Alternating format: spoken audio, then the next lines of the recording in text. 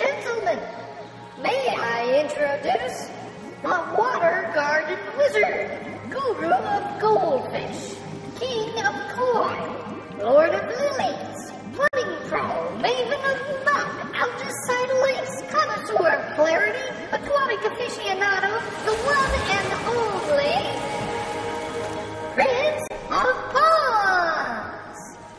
Hello. This is Ken Jones. Welcome to our podcast radio show number 2, what I like to call our Pondcast, a production of the New Ornamental Water Feature Academy. I am the Prince of Ponds, and I am thrilled to be able to bring to you this show to have fun while answering your most pressing questions. Send them to me by email at ken@princeofponds.com. I'll answer back by email, and I may use your question on the show. Last time I introduced the topic of water feature design. We talked about some of the basic design concepts of water features like natural water gardens versus sterile fountains, natural versus formal themes, and even whimsical themes. We touched on elements such as symmetry, color, and texture. We talked mostly about aesthetic considerations. Well, today we're going to continue with our discussion about design. Let's call it Design Part 2. I would like to cover more practical elements like location, shape, surface texture, and features. I can't help it. I'm going to really stir things up this time by advocating an approach that goes counter to the prevailing practices these days. And I'm going to treat you to pond features that I have provided my clients for many years, but are not widely seen. Some are really wonderful features. Some of the things we're going to talk about apply to all kinds of water features. However, I'm going to focus in on the ornamental residential pond for our discussion today, with biologically active water intended for fish and plants, known as the classic water garden.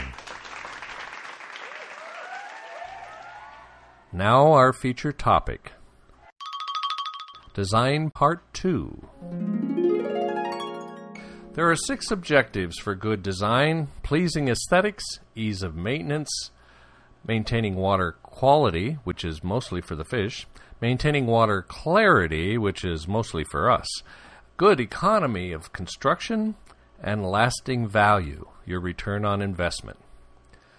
You may not find other pond builders talking about return on investment, but that really is an important consideration.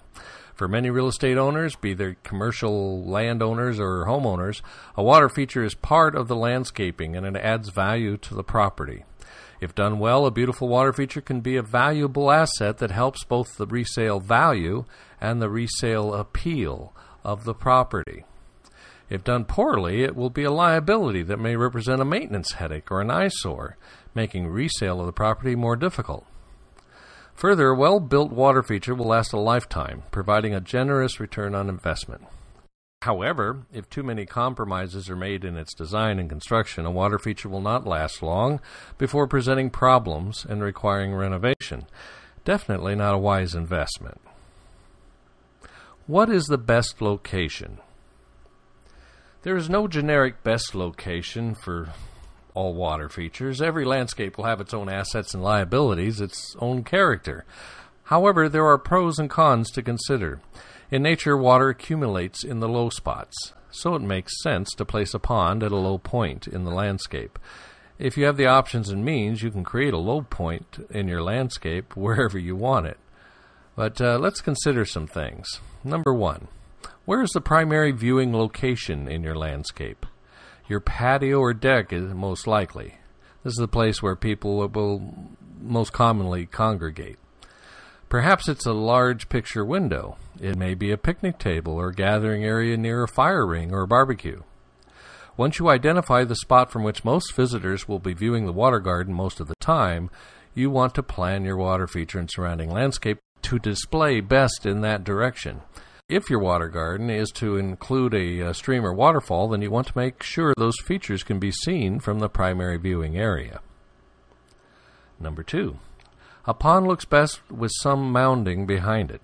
As water gathers downhill, a mound or two behind the pond will make visual sense. It also provides an area to show off plantings, perhaps a rock garden or a waterfall. Number 3, under trees or out in the open. Trees can be a blessing or a curse. Putting a pond under trees can look beautiful. The trees will cut down on sunlight reaching the water and therefore will reduce algae growth. And that's a good thing. The shade produced by trees can heighten the cooling effect of a water feature on a hot day. Trees can help to discourage predatory birds flying overhead from seeing your fish. However, trees shed leaves and can dump a lot of leaves into your pond, which you will have to remove. That can be a real nuisance. Also, most water plants, particularly the blooming varieties, flourish only in direct sunlight. Water lilies love full sun, and most will not bloom in the shade. Whether or not you put your water feature under trees will depend on many things, but on balance, I would prefer to put a water garden, a pond intended to grow decorative water plants as well as house fish, to be located in full sun away from trees. Number 4, consider also access for excavation of the pond.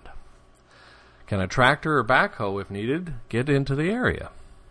Can you get electricity and tap water to the pond site? Where can you put the pond pump and filter system? Near the pond, but have it out of sight. What is the best size and shape?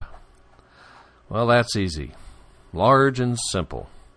I don't think I've ever met a pond owner who wanted a smaller pond than what they had. They always wish they had a bigger one. So make your pond even bigger than you think you want. As big as the space and a budget allows, and then go bigger. You'll thank me later. Bigger ponds are more stable, chemically and biologically. They tend to present fewer problems to the pond owner. The most popular shape is a kidney shape or oval. It makes sense to allow the surrounding landscape to influence the shape. The shoreline should have gentle curves. Some people like a round shape with an island in the middle. Be aware that putting an island in the middle will visually shrink the size of the pond, as it always hides some of the pond from view. I think islands are best suited for really large ponds. The shape of a pond may be influenced by your choice of material for making the shell. For using a liner, the simpler the shape and contours, the better. For poured concrete, a more complex shape can be done. And if you are using gunite or shotcrete, you can get very creative and utilize steep walls in almost any shape, including caves, as the material is shot into place under pressure. So what about the shape and cross-section? A water garden needs to be deep enough, but not too deep. What works out to be most practical is 2 to 4 feet deep. It is easier to maintain a pond with its plants and fish if you can walk into it. To avoid needing diving gear, that means less than 4 feet in depth. Deeper water has some advantages, however. Deeper water stays cooler in the summer, and cooler water contains more oxygen, which is good for the fish. And deeper, cooler water grows less algae. Koi and other fish grow larger in deeper ponds. However, more shallow water has some advantages too. It's easier to walk through for maintenance. It's easier to catch fish in shallow water.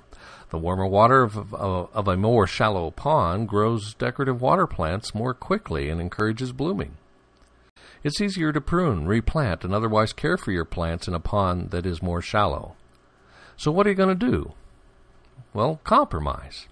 Your compromise may be different from mine, but after caring for hundreds of ponds, I have to say that I think the ideal depth is 24 to 30 inches, and deeper is better than going more shallow. The floor of a pond should be flat and gently sloping to the deepest point in the pond, where you want to have a sump. We will talk more about sumps later, but for now, a sump is a box in the floor of the pond at its deepest point. A flat, clear floor allows you to walk across the floor without slipping or tripping on obstacles. Don't put rocks on the bottom of a water garden. I know it's often done, but it's a big mistake. Any decorative asset that a rock or boulder may have the day you put it in the water will be covered up with silt and algae before long. This turns your decoration into an unidentifiable cleaning obstacle. Rocks put into groups will collect and hide debris that can be dangerous to your water quality. The floor of the pond should slope from 18 to 24 inches to a depth of 24 to 30 inches. One more point about the floor of the pond. You want a textured floor that allows you to walk across it without slipping. What about liner ponds? Ponds that use liners are often too slick. They are often difficult or even dangerous to walk on when they're wet, and a pond bottoms generally come quite wet.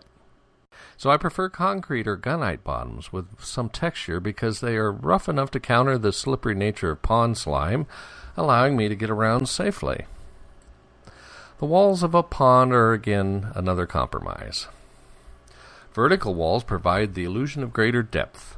Ponds with vertical walls look cleaner because silt and debris will be on the bottom. It's under deeper water, and so it's less visible.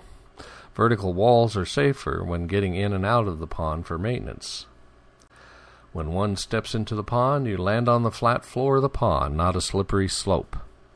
However, vertical walls are more difficult to construct using liners or poured concrete. Sloping walls, on the other hand, are easier to accommodate with liners or poured concrete when they are created. Sloping walls mean less water volume. Sloping walls means warmer water, sometimes really warm water along the shoreline, which is conducive to growing lots of unsightly algae. Sloping walls make it more difficult to safely step into the pond for maintenance. Sloping walls show more debris and algae, detracting from the appearance of the pond. So make your pond walls as vertical as you can, taking into account the type of shell that you choose. One more point about shape. Consider using a double bond beam along the shoreline, at least for part of the perimeter. A double bond beam means that instead of having the wall of the shell come straight up and out of the pond, the wall makes a step up just below the water level. Putting a step some 6 to 8 inches beneath the water level and about the same in width provides a ledge on which to place some rocks and coping. This is the rule with liner ponds, as this does much to anchor the liner. It is rather rare with existing concrete ponds, but shouldn't be. There's some great photos of this and how you can use it to improve the appearance of your shoreline on the Water Feature Academy website. What features should a water garden include? This is one of my favorite subjects. Why? Because this is where most ponds built today are lacking and where we can make the biggest difference towards success and ease of maintenance. Budget always plays a role in decisions about which features to include, but I urge you to put your priorities towards having a more complete system rather than just a larger one. That is, compromise on size before you compromise on features. And you know how much I love big ponds. While a couple of the following items are primarily aesthetic and provide for your greater enjoyment, most work towards providing easier maintenance and the all-important water quality and water clarity. This is a big subject. Each item listed is a topic for an entire show or maybe two, and we will talk about each of them in detail in upcoming episodes. But for now, allow me to simply name and briefly describe many of the features that will be found in the complete water feature. Surface skimmer.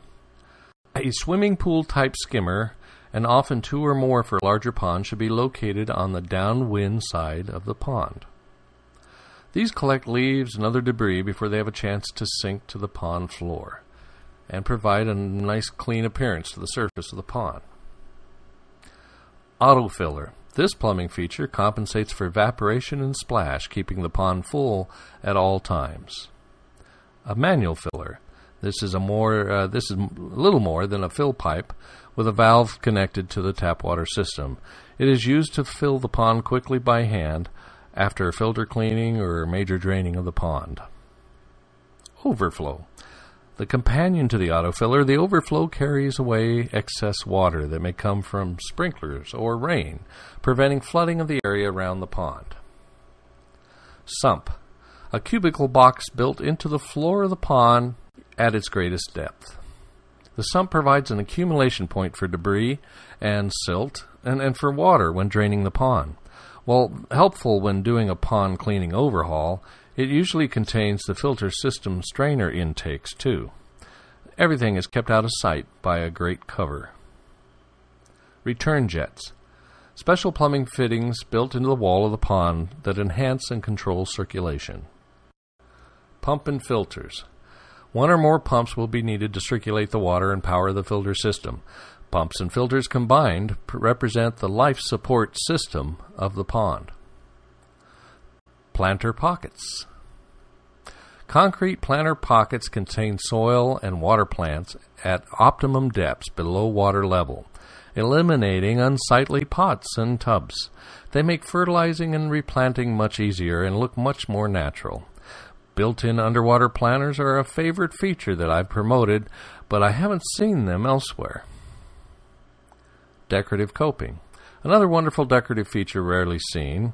Decorative coping is made by using mortar, colored and textured to simulate soil. It is sculpted around the perimeter to provide a most natural-looking shoreline.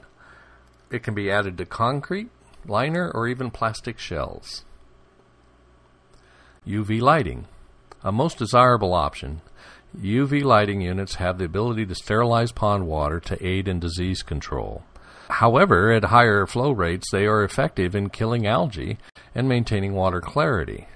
They greatly reduce the load on the filter system. Decorative lighting. Underwater lighting at night is uniquely beautiful. It's mesmerizing. And you will remember it. Even more so with colorful pondfish sliding in and out of the light beams. Completely aesthetic, but highly recommended. Decorative water returns. Waterfalls, streams, and fountains. Formal fountains look incongruous in a natural water garden, but waterfalls and streams are most appropriate. They add movement, pleasurable sound effects, and they oxygenate and cool the water. They are favorites, of course. These 12 items work together to comprise the complete, modern, and easy-to-maintain water garden. What makes the best pond shell? Oh, boy. Well, the pond shell is the waterproof barrier that contains the pond water. The shell can be made of soil sealers, petroleum-based products, or bentonite, which is a processed clay product, plastic or fiberglass, a liner, PVC, rubber, or other material, concrete, including shotcrete, or gunite. The ideal shell is non-toxic, retains 100% of the water, is affordable, quick to install, lasts a lifetime, and is not prone to leaks. It's durable and easy to walk upon, and it can be made to look natural, like soil and rock. Well, none of these technologies offers all of these benefits at all sizes of pond. Each approach has its benefits and drawbacks and may be a best choice at certain sizes. We will explore each of these in detail in the future, but first let me tell you a story.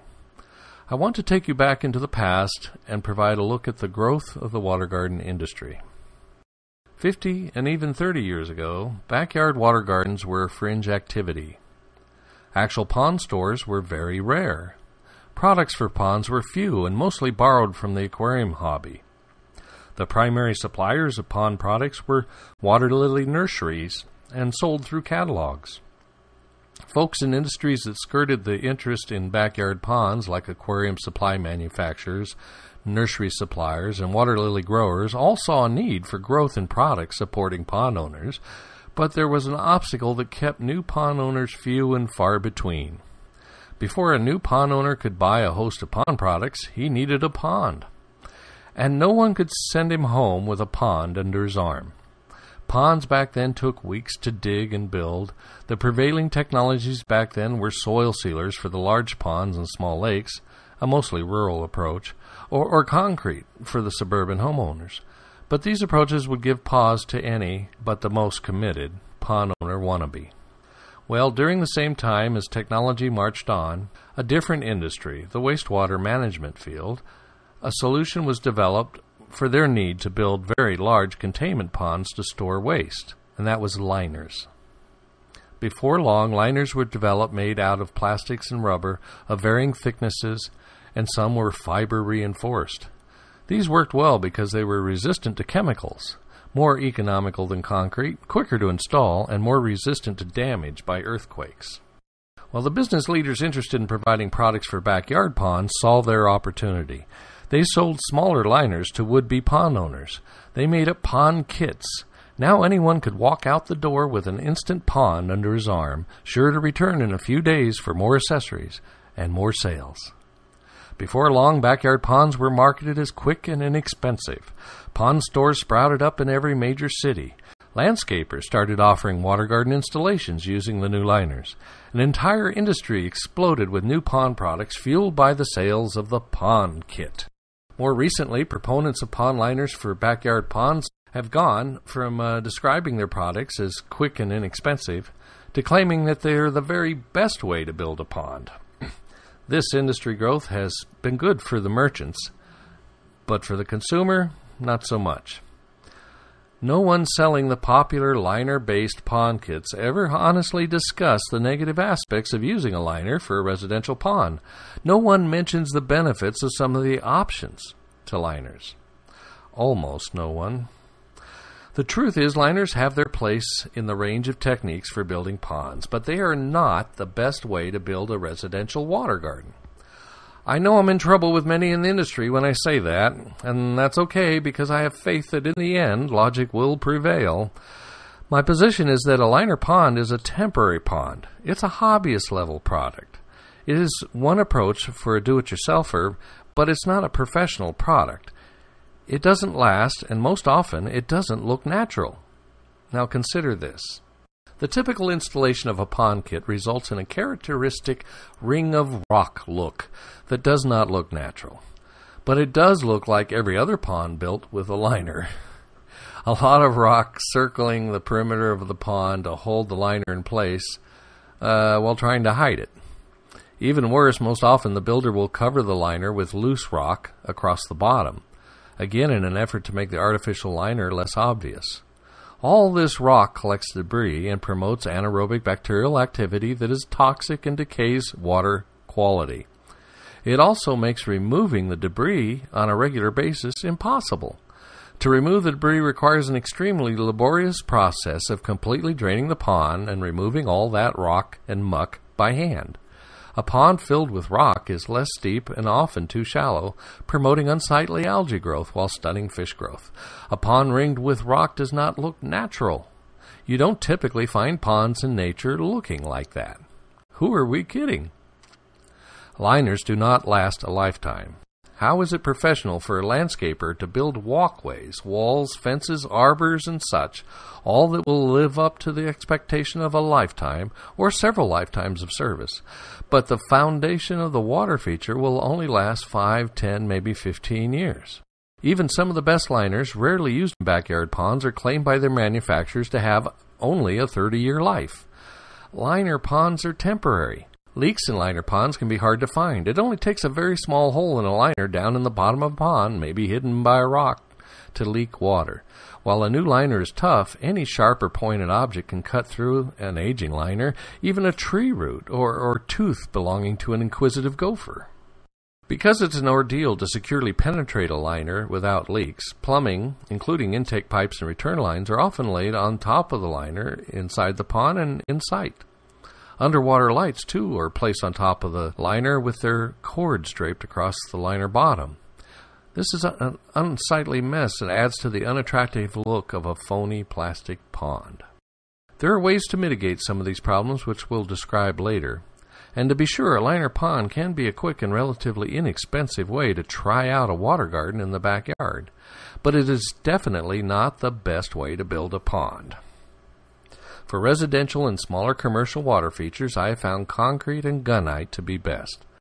A gunite shell is my favorite because it is shot in under great pressure and it can be placed almost anywhere with a minimum of forms required. It is fast. It is super durable. It is the standard of the swimming pool industry, at least here in the west coast of the United States. There are these and other good reasons for it to be the swimming pool construction method of choice by this large, mature, successful industry. Put simply, ponds should be built more like swimming pools.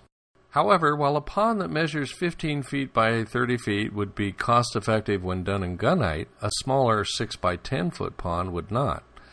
It is more cost-efficient to use concrete to build smaller ponds. To place gunite requires a crew of several men and large trucks.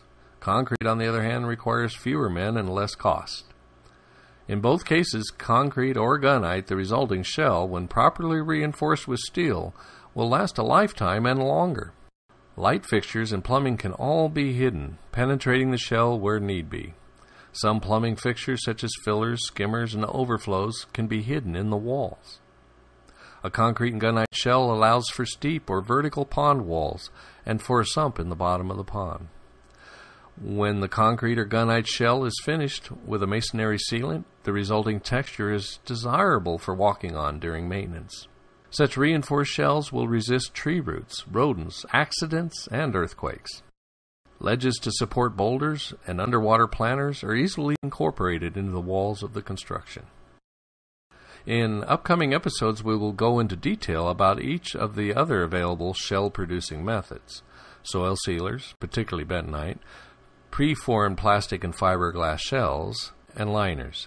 Each has their place in the world of pond building.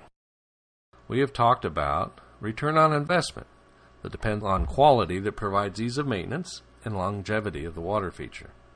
We talked about location, a low spot with mounds behind, under trees, or in full sun. Preferred shape and size, simple shapes with curving shorelines and bigger is better. Flat pond floors, steeply sloping sides, 24 to 30-inch water depth, a double bond beam perimeter. 12 features of the complete water garden: surface skimmer, auto filler, manual filler, overflow, sump, return jets, pump and filters, underwater planter pockets, decorative coping, UV lighting, decorative underwater lighting, and decorative water returns such as waterfalls or streams. 4 basic technologies for creating your pond shell: soil sealers such as bentonite, preformed plastic and fiberglass shells, liners, and then the concrete shells, concrete and gunite. The history of pond kits and using backyard pond liners. Are new pond owners being misled for the sake of expediency and profit? Some of the big reasons why concrete is better. I hope this has been helpful and thought-provoking. If you are a member of the pond liner industry and you take issue with some of the things I've said, I invite you to join me on the show and share your side of the story. We will go more into this discussion in our next podcast and in others to come. Now I want to tell you about the brand new Ornamental Water Feature Academy. For the first time, there is going to be one place where pond owners and pond owners-to-be and professionals in related fields such as landscape architects, swimming pool contractors, property managers, and pond store retailers, and many more, can come to learn and share best practices in the building and maintenance of water features. The heart of the Ornamental Water Feature Academy is its website, where you can see hundreds of gorgeous, high-quality photographs of before and afters and successful features and step-by-step how-tos. You can network with others with similar interests on the forums and learn from the experience of others. Full-length articles delve into every topic in detail. You can hear interviews with industry leaders and, maybe best of all, a library of 40 and growing professional videos are being developed and offered as a part of membership at the site. Now, the Academy is not open to the public yet, as it is still in production. But as my special guest of the Prince of Ponds podcast, you are invited to take a peek now. Just go to princeofponds.com, and you will be able to preview some of the articles and learn more about the Academy. While there, visit the membership page and enter your name and email to get on our priority list. Doing so will entitle you to big savings should you choose to become a member when the Academy opens. In any case, we will notify you the day it opens so that you are among the first. And why not? It's free to reserve your ginormous discount and your place in the front of the line. I'll see you there. Now tell your friends and family about the new Prince of Ponds podcast. Invite them to tune in. And I would so much appreciate you leaving a review comment on iTunes and voting for the show. This is a brand new show, so we could use the boost. You can reach me by email at ken@princeofponds.com. That's PRINCEOFPONDS.com. Send me suggestions and questions. I would love to hear from you, and I may answer your question on the show. Until next time, splash me.